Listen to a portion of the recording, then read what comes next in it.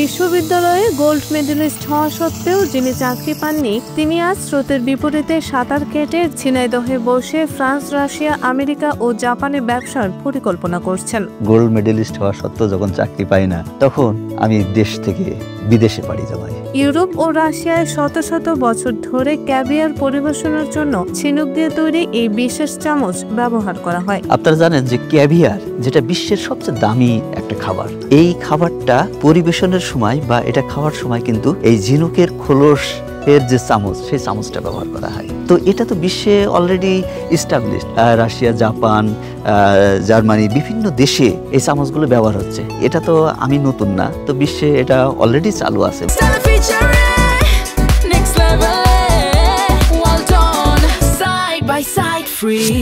Doctor Mohammad Nazrul Islam নিজের তৈরি ঝিনুকের চামচ বিদেশের বাজারে বিক্রির সিদ্ধান্ত নিয়েছেন। তার সূক্ষ্ম চিন্তায় বিশ্ববাজারে খুলে গেল বাণিজ্যের দুয়ার। আমি এলাকাতে এসে আমি এই মুক্তা চাষ শুরু করি। কৃষি প্রজেক্টটা আমি এখানে তৈরি করি। এই কৃষি প্রজেক্টে আমার এখানে অসংখ্য রকমের প্রায় 20 থেকে 30 রকমের ফলমূল সবজি আছে।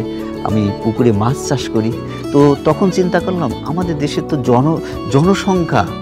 জনসংখ্যা বৃদ্ধির হার অনেক বেশি। আমাদের দেশে আবাদি জমির তুলনায় জনসংখ্যা অনেক বেশি। তো এই জনসংখ্যাকে কিভাবে জনসম্পদে রূপান্তরিত করা যায়, কিংবা আবাদি জমিকে কিভাবে সর্বোচ্চ ব্যবহার করা যায়। তো তখন আমি চিন্তা করলাম, আমার পুকুরে মাছ হচ্ছে, তাহলে মাছের সাথে আর কি হতে পারে। তো তখনই আমি চিন্তা করলাম যে মাছের সাথে তো আমাদের অপ্রচলিত যে মৎস্য সম্পদ ঝিনুক, তো সেই ঝিনুক আমরা চাষ করতে পারি, সেই ঝিনুক থেকে আমরা মুক্তা তৈরি করতে পারি। তো মূলত এই চিন্তাধারা থেকে আমি ওই মাছের সাথে মুক্তা চাষ করি। তারপর যখন এই যে মুক্তা আহরণ করার পরে এই ঝিনুকগুলো আমরা তো ফেলে দিই। তো এই ঝিনুকটা আসলে কি কি কাজে ব্যবহার করা যেতে পারে, আমি দেখতেছি যখন আমি মুক্তা আহরণ করতেছি, তখন ওর ভিতরে যে ফ্লেশগুলো সেটা পুকুরে ফেলে দিচ্ছি, যেটা মাছের খাদ্য হিসেবে ব্যবহার হচ্ছে। তাহলে এই ঝিনুকটা কোন পার্টে ব্যবহার করা যায়? তখন এই ঝিনুকের পাউডার আমি করতেছি।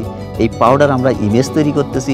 এই পাউডার কিন্তু বিউটি পার্লারগুলোতে ব্যবহার হচ্ছে। আবার এই ঝিনুকের এই খোলসটা তখন চিন্তা করলাম, আমরা কিন্তু অর্গানিক চামচ তৈরি করতে পারি। বাজারে যে চামচগুলো আছে, সেই চামচগুলো কিন্তু কিছুদিনের মধ্যে মরিচা পড়ে যায়, অর্থাৎ সেটা কিন্তু স্বাস্থ্য ঝুঁকি রয়েছে। কিন্তু এই অর্গানিক চামচ, অর্থাৎ ঝিনুকের খোলস দিয়ে তৈরি চামচ, এখানে কিন্তু সেই স্বাস্থ্য ঝুঁকি নাই। তো তখন আমি চিন্তা করলাম যে আমরা কিন্তু এটা চামচ তৈরি করতে পারি। তারপর থেকেই মূলত এই চামচ তৈরি করার ধারণাটা আমার ভিতরে আসলো। ডক্টর নজরুল জাপানের শিজুওকা ইউনিভার্সিটি থেকে 2010 সালে সামুদ্রিক প্রবালের উপর জলবায়ু পরিবর্তনের প্রভাব বিষয়ক গবেষণা করে ডক্টর অফ সায়েন্স ডিগ্রি অর্জন করেন। এরপর পরিবারের টানে দেশে ফিরে এসে গড়ে তুলেছেন রায়ান জৈব কৃষি প্রকল্প। সমাজের তরুণদের নিয়ে দিন বদলের স্বপ্ন দেখেন গুণী এই উদ্যোক্তা।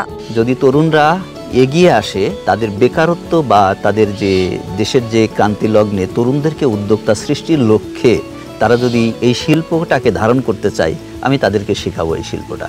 এবং এর নিশ্চয়তা, বিক্রির নিশ্চয়তা, এটা আসলে এটা একটা সম্ভাবনাময় শিল্প। এই শিল্পটা অলরেডি আমার ইন্টারন্যাশনালি আমি যে সমস্ত দেশের কথা বলেছি, বিশেষ করে রাশিয়া, জাপান, জার্মানি, তো তারা যদি আমার প্রোডাক্টটা যদি পছন্দ করে এবং অলরেডি আমি স্যাম্পলটা পাঠিয়েছি, তখন কিন্তু মার্কেটিংয়ে আর সমস্যা থাকবে না। তখন আমাদের দেশের শুধুমাত্র যুব সমাজ না, বিশেষ করে নারী সমাজও যদি এখানে আসে, তারাও কিন্তু ঘরে বসে এই শিল্পটা আয়ত্ত করে তারাও কিন্তু স্বাবলম্বী হতে পারবে। 2021 সালে ঝিনাইদহের কোটচাঁদপুর উপজেলার শিবনগর গ্রামে মুক্তা চাষ শুরু করেন। মুক্তা চাষ শুরুর মধ্য দিয়ে তার ফার্মে কাজের সুযোগ পায় স্থানীয় অনেকেই, যা প্রান্তিক পর্যায়ে বেকার সমস্যার দূরীকরণে প্রশংসনীয় ভূমিকা রাখছে। ডক্টর নজরুল ইসলাম স্যারের এখানে আমি অনেকদিন ধরে চাকরি করি। এখানে ঝিনুক চাষ করা হয়, সেই ঝিনুকের খোলস দিয়ে চামচ তৈরি করা হয়। ইতিমধ্যে দেখা যাচ্ছে যে চামচের চাহিদা অনেক বেশি। তো আমরা এই চামচগুলো তৈরি করে দেশের বিভিন্ন জায়গায় পাঠাচ্ছি, আমাদের নিজের দেশে, এবং বাইরে থেকে অনেক অর্ডার আসছে, আমরা সেটা দেওয়ার চেষ্টা করব। মুক্তা সংগ্রহের পর ঝিনুক দিয়ে যে কেবল চামচে তৈরি হচ্ছে এমন নয়, ডক্টর নজরুল তার তীক্ষ্ণ শিল্পবোধ থেকে তৈরি করেছেন দৃষ্টিনন্দন শোপিস। আমার এই পুকুরে এখানে 5000 ঝিনুক আমি এখানে চাষ করছি। তো যখন এই ঝিনুকগুলো আমি হারভেস্ট করব, তখন এই যে এখান থেকে ঝিনুকের মাংসগুলো পুকুরে ফেলে দেব, যেটা মাছে খাবে। এখানকার যে খোলস, সেই খোলসটা দিয়েই আমি মূলত সেই চামচটা তৈরি করব। ঝিনুক দিয়ে তৈরি এসব চামচ যে শুধুমাত্র ক্যাভিয়ার খাওয়ার জন্য ব্যবহৃত হচ্ছে এমন নয়, এর দাম যে কারোরই সাধ্যের মধ্যে থাকায় দেশের বাজারেও ঝিনুকের তৈরি চামচের চাহিদা বাড়ছে। অলরেডি আমার এই ঝিনুকের চামচ সচেতন মহলে, বিশেষ করে আমার দেশের বিভাগীয় শহরগুলোতে আমি বিভিন্ন জায়গায় অলরেডি মার্কেটিং করতেছি, তারা কিন্তু নিচ্ছে।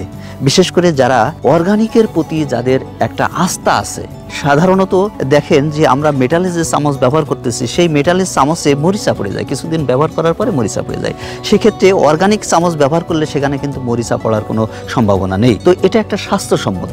তো আমাদের দেশে যারা সুশীল সমাজ, যারা স্বাস্থ্য সচেতন, তো তারা কিন্তু অলরেডি এই চামচগুলো কিনতেছে। আর তাছাড়া আমার দেশ থেকে আমি অলরেডি জাপান, জার্মানি এবং রাশিয়াতে আমি বেশ কিছু অর্ডার আমি পেয়েছি, তাদের কাছে আমি স্যাম্পল পাঠিয়েছি। তো আশা করা যায় যদি তাদের স্যাম্পল পছন্দ হয় তাহলে আমি সেই সমস্ত দেশে কিন্তু আমার এই চামচ রপ্তানি করতে পারবো। চামচ তৈরির পাশাপাশি প্রসাধনী হিসেবেও ব্যবহৃত হচ্ছে ঝিনুক, এমনকি পোল্ট্রি ফিড কিংবা চুন হিসেবেও ঝিনুকের ব্যবহার বাড়ছে। চামচ তৈরি করতে যে পাউডারটা আমি পাচ্ছি, সে পাউডারটা কিন্তু কসমেটিকে ব্যবহার হচ্ছে। আপনার দেখা যায় ময়েশ্চারাইজার বা ক্লিনজার হিসাবে, বিশেষ করে বিউটি পার্লারে কিন্তু এই পাউডারটা ব্যবহার হচ্ছে। আবার এখান থেকে যে লিকুইডটা বের হচ্ছে, আমার এখানটা পলিশিং করার পরে যে লিকুইডটা বের হচ্ছে, সেই লিকুইডটা কিন্তু চুন। অর্থাৎ এই পানিটা কিন্তু আমরা পুকুরে ব্যবহার করতেছি, যেটা চুনের কাছে। অর্থাৎ আমার এই ঝিনুকে কোনো কিছুই কিন্তু ফেলনা নয়।